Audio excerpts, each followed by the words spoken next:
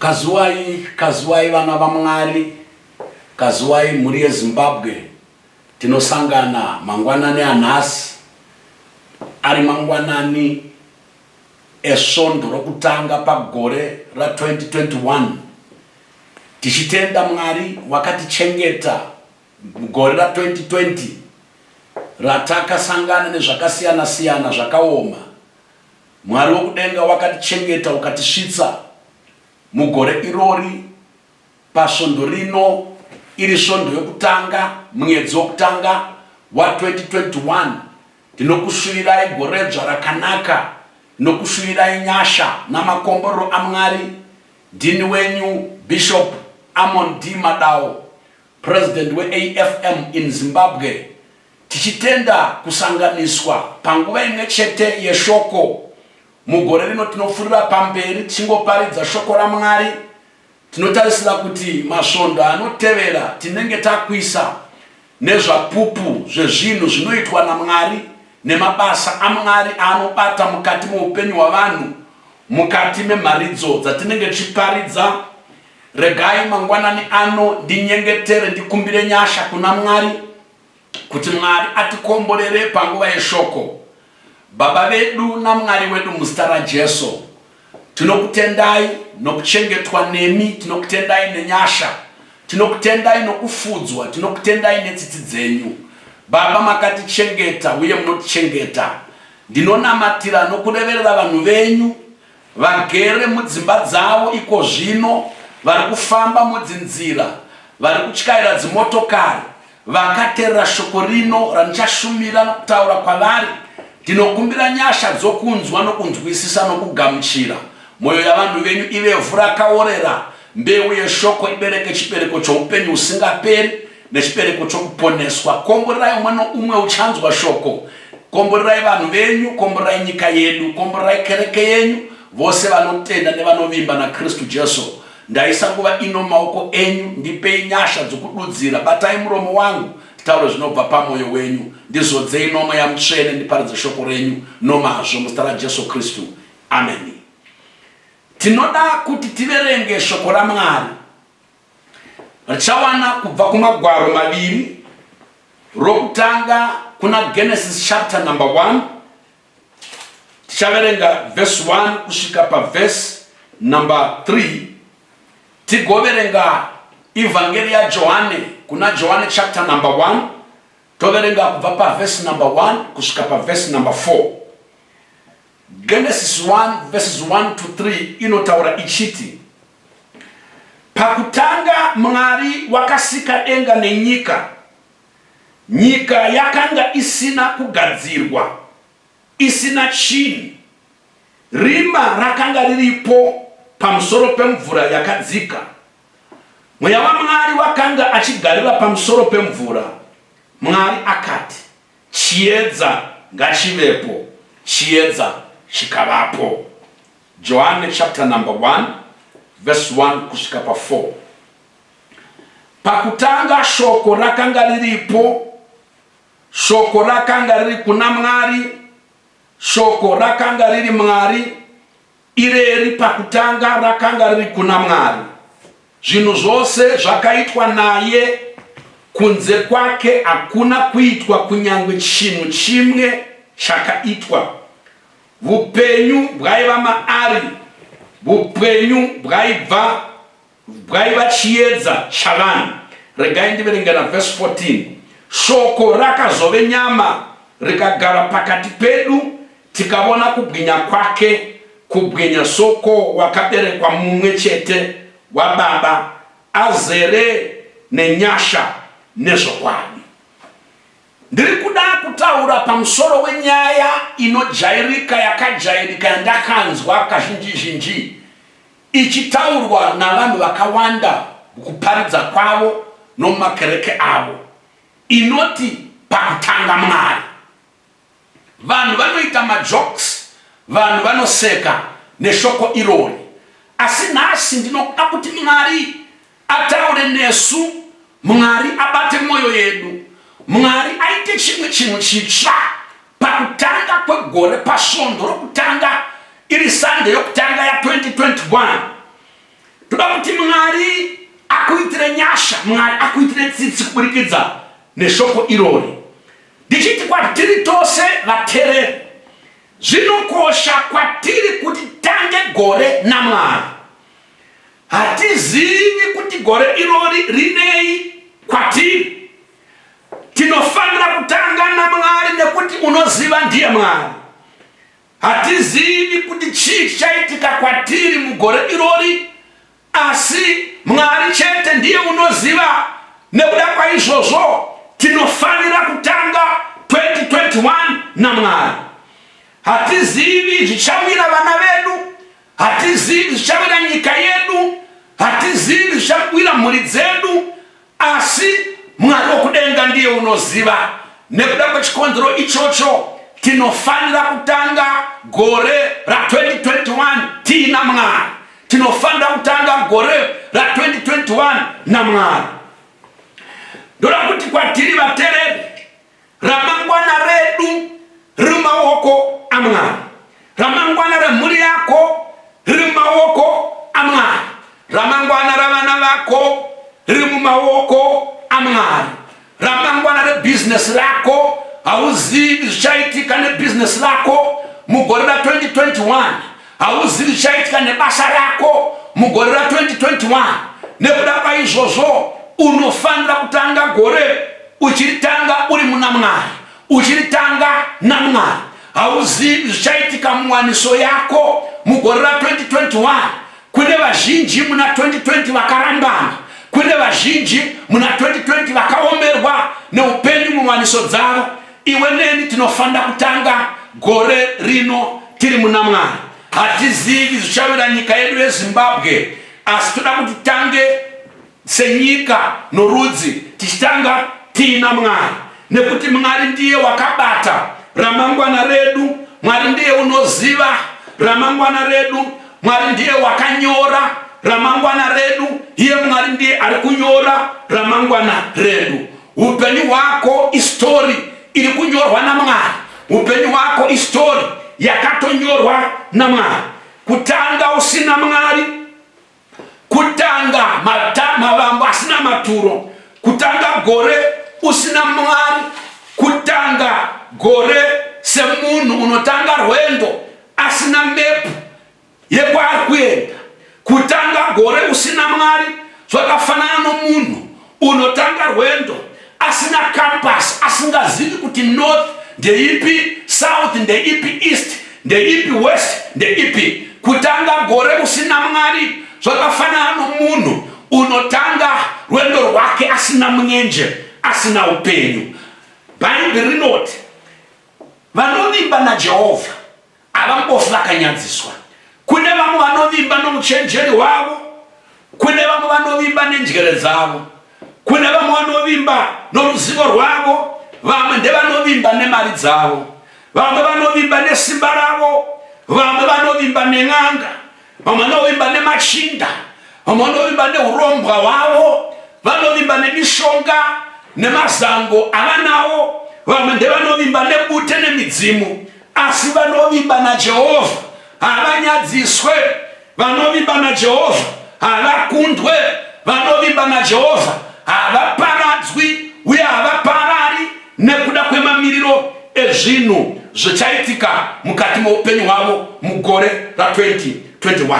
Pataverenga pana Genesis panoti ipo pakutanga Mwari wakasika kudenga napasi, wakasika denga nenyika. Chatinoziva ndechekuti unoziva Bhaibheri parinotangira haritsananguri kana kuprova evidence yekuvapo kana kweexistence yaMwari. Rinongotanga nestatement yekudeclare musiki. Now kana ukatarisa isu vanhu tiri zvisikwa, ukatatarisa nyika yakasikwa, miti yakasikwa, chese chatinoona chakasikwa. Saka hatigone kutaura tichiti musiki hako, asi zvakasikwa zvatovapo. Hapana chakasikwa chinovapo musiki asipo. Saka isu tose upenyu hwedu, nyika nezviri mukati mayo iproduct yakabva kumusiki. Zvino verse 1 inoti pakutanga Mwari wakasika denga nenyika.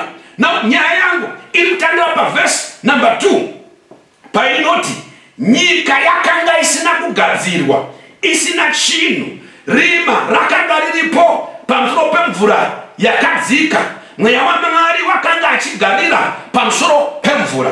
Now vara rechirungu rinotaurwa ipapo panonzi nyika yakanga isina kugadzirwa, riri kuti nyika yakanga isina chimiro.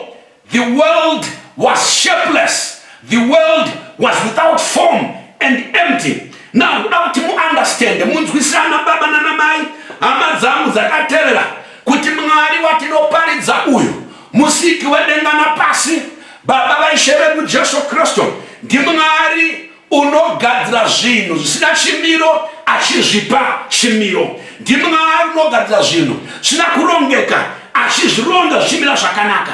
John chapter number 10 verse 10 inoti mbavha yakauya kuzoba, kuparadza nokuuraya, asi ini ndakauya kuti muve noupenyu wakazara, muve noupenyu wakakwana. Kana iri mbavha iri kutaura pana John chapter number 10 verse 10 ndi Satani, diablos, basa rake nderekuita kuti upenyu hwavanhu hushayiwe chimiro, upenyu hwavanhu huve shapeless, upenyu hwavanhu huve damaged. Basa ra Satani nderekudameja makareta avanhu, basa ra Satani nderekuparadza unhu hwavanhu, basa ra Satani nderekunyadzisa vanhu kuti upenyu hwavo hushayiwe chimiro, unhu hwavo hushayiwe chimiro. Pandiri kutaura izvozvi kune vanhu vakapedza gore ra 2020 upenyu hwavo husisina chimiro. Pane zvakaitika mukati mokurarama kwavo zvakavasiya upenyu hwavo husisina chimiro. Pane mashoko akataurwa pamusoro pavo, pane makuhwa akataurwa pamusoro pavo akavasiya vasisina chimiro. Vana vake pamwe vakaita zvavakaita zvakaunza kunyadziswa mukati memhuri, wakasiyiwa usina chimiro, zita rako rakasiyiwa risina chimiro, karekta yako yakasara isina chimiro. Satani ibasa rake navanhu vake kuunza kuparara, shapelessness, emptiness mukati muupenyu hwavana vavanhu. Luke chapter number 10 pane story yemurume akafamba rwendo achibva muJerusarema achienda Jericho. Pa verse number 30 inoti iyo wakasangana nembavha dzakamurova, dzikamutaka namatombo, dzikamubvisa hembe, dzikamusiya asina kupfeka, dzikamusiya akashama, uye akafenta, ari half dead. Tinoziva kuti iwayo ndiwo mabasa aSatani ekuti usare usina chimiro, ndiwo mabasa adiablos ekusiya uri shapeless, ekusiya uri damaged, ekusiya wakanyadziswa, wakashorwa, wakazvidzwa, uri chiseko chenyika.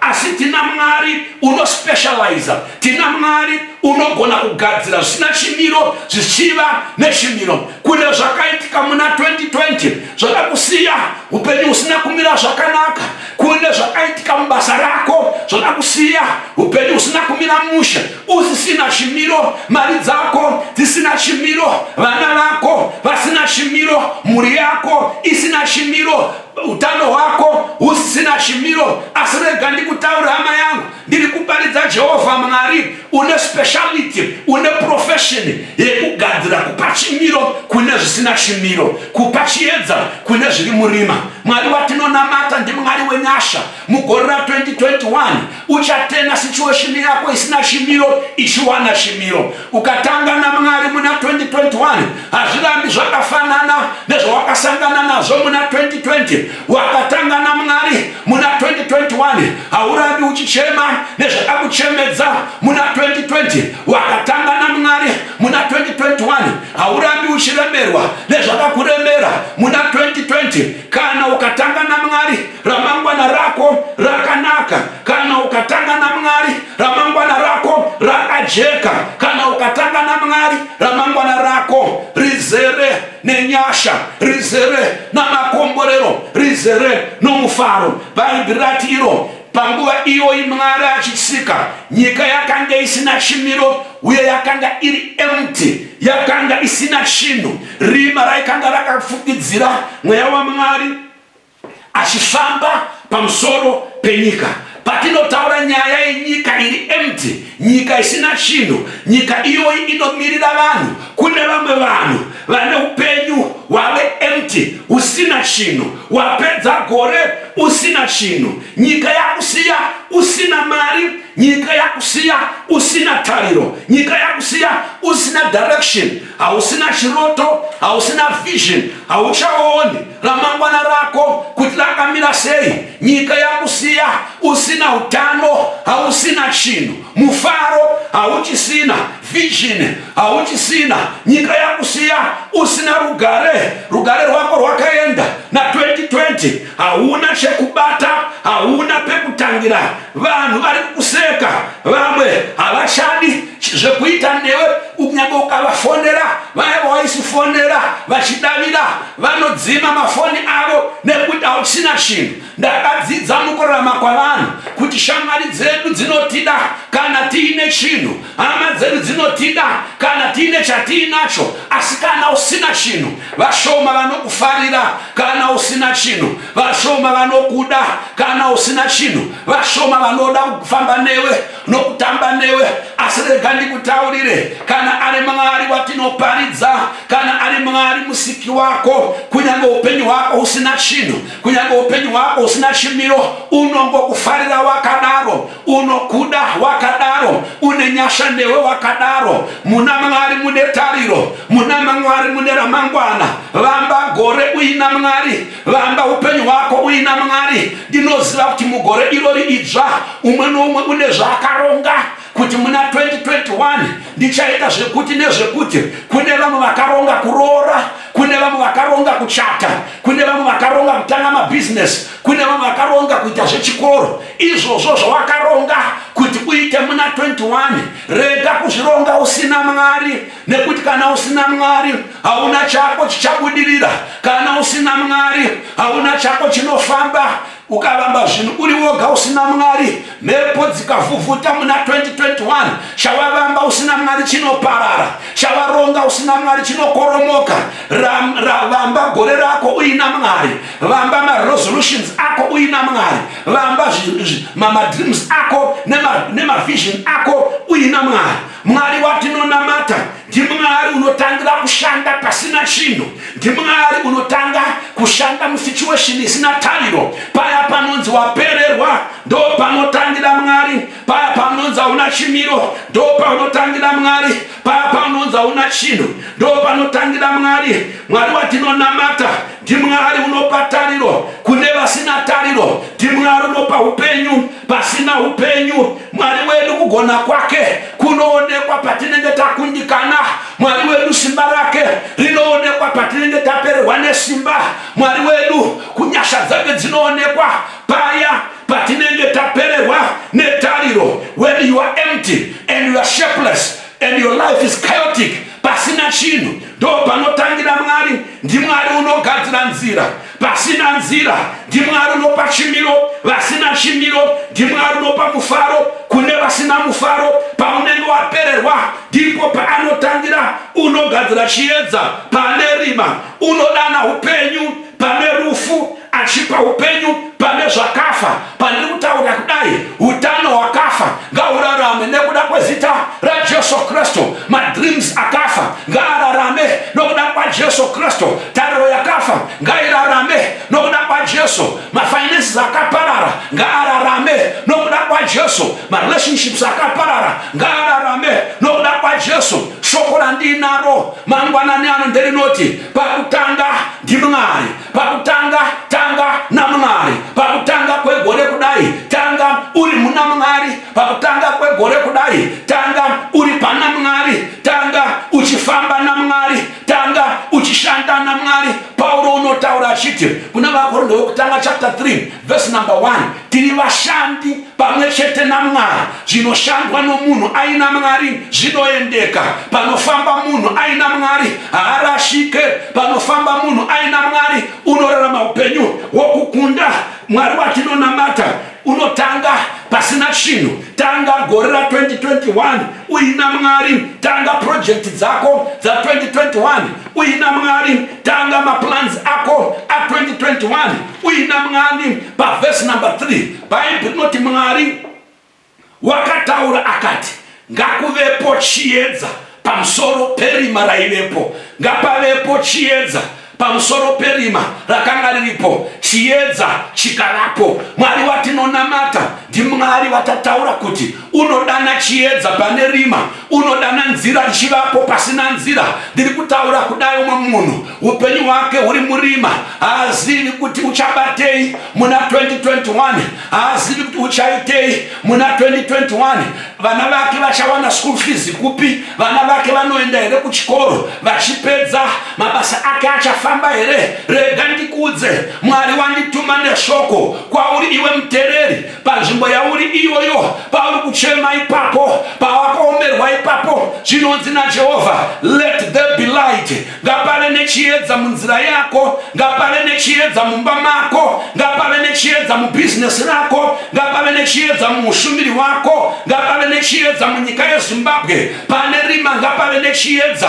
Tinonamata Mwari unosika neshoko, tinonamata Mwari unoshanda neshoko. Bible rinoti Mwari wakataura akati chiedza ngachivepo, chiedza chikavapo. Muupenyu hwejaya risina vision, chiedza ngachivepo. Muupenyu hwababa vasina vision, chiedza ngachivepo. Muupenyu hwemhandara isingachaoni kuti ramangwana rayo rakamira sei, chiedza ngachivepo. Kumhuri yeZimbabwe 2021, chiedza ngachivepo. Kuvana veZimbabwe, chiedza ngachivepo. Kunyika yedu, chiedza ngachivepo. Kumakereke ose anoparidza Jesu, anonamata Jesu, anotenda kuna Jesu, chiedza ngachivepo. Ndinotaura kumhuri dzose dzevana veZimbabwe, chiedza ngachivepo. Mwari wedu wakataura shoko akati chiedza ngachivepo. Regai nditaure ndichiti tariro yako iri mushoko raMwari, kurapa kwa Mwari kuri mushoko raMwari, kusimudzira kwa Mwari kuri pashoko raMwari. Mwari haugone kumuparadzanisa neshoko rake. IBhayibheri rinotaura chiti kuna Jeremiah chapter number 1 pa verse 12, Mwari unosvinurira shoko rake kuti ariite. Kana atoritaura watoriita. Ruoko rwaJehovha runoshanda pane shoko raMwari. Ruoko rwaJehovha runoita zvataurwa neshoko raMwari. Mapisarema 107 verse 19 na 20 inoti vanhu vaMwari vakachema vari murenje mukutambudzika kwavo, vakachema mukuomerwa kwavo. Verse number 20 inoti Mwari akatuma shoko, shoko rikavarapa. Ndiri kutuma shoko raJehovha muupenyu wako rikurape. Shoko raJehovha rikunatse. Shoko raJehovha rikupe chiedza, rikupe mwenje. Now taverenga kuna John chapter number 1 verse 1 kana 4 inoti pakutanga Mwari shoko rakanga riripo.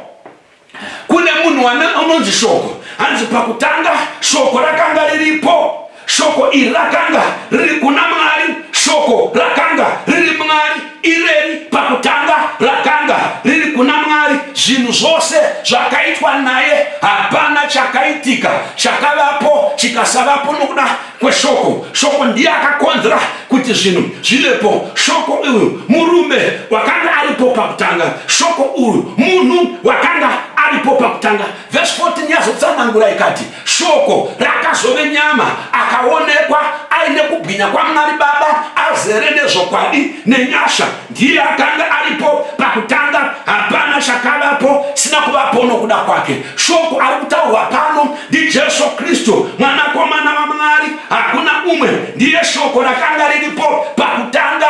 Pasina Jesu hapana Mwari. Jesu ndiye nzira yekuenda kuna Mwari. Jesu ndiye nzira yekuwana nyasha za Mwari. Jesu ndiye nzira yekunamata nayo Mwari. Kana onamata kuna Mwari uchimudana, unomudana nezita ra Jesu. Hakuna unosvika kuna Baba asingasviki kuburikidza na Jesu. Jesu ndiye akashandiswa na Mwari kuti zvisikwa zvivepo, zvese zvivepo. Rega ndikutaurire mufaro wako wa 2021 uri muna Jesu. Kubudirira kwako kwa 2021 kuri muna Jesu. Kurapwa kwemarriage yako, kurapwa nekuzadzikiswa kwemadreams ako kuri muna Jesu. Jesu ndiye shoko rakanga riri pakutanga, hapana kutanga kwakatanga. Iye asipo, nekuti iye ndiye kutanga, iye ndiye malambo. Unonzi alfa na omega, malambo na magumo kana muvambi nomupedzesi wokutenda kwedu, sekutaura kwavaHebheru chapter number 12 pavhesi yokutanga. Malambo ose anovamba maari. Every beginning begins in him, every beginning begins through him, every beginning begins by him. Tanga 2021 kuburikidza na Jesu achikupinza muna Mwari. Tanga 2021 kuburikidza na Jesu achikutungamirira kuna Mwari. Tanga na Jesu ndiye the beginner and the finisher of our faith. Ndiye akanga aripo, ndiye uripo, usharamba aripo, ndiye wakabata ramangwana rako, ndiye akabata destiny yako. Zimbabwe iri maoko ake, muri yako iri maoko ake, upenyu wako uri maoko ako, pa maoko ake. Iwe ndinoti kwauri pakutanga, tanga na Mwari. Muri yako itange na Mwari, gore norutange na Mwari, nyika itange na Mwari, tose itange na Mwari. Mwari wakukomborere, Mwari akutire zvakanaka, akutungamirire, afambe newe muna 2021. Usafamba uri woga muzita ra Jesu Kristu. Baba, komborerai vanhu venyu, mufambe navo, fambai nemhuri, fambai namajaya nemhandara, fambai nana baba nana mai, fambai nenyika yedu mugore ra 2021. Muritungamirire munyasha, mukukunda nemutsitsi dzenyu, mumufaro norugare muzita ra Jesu Kristu. Amen.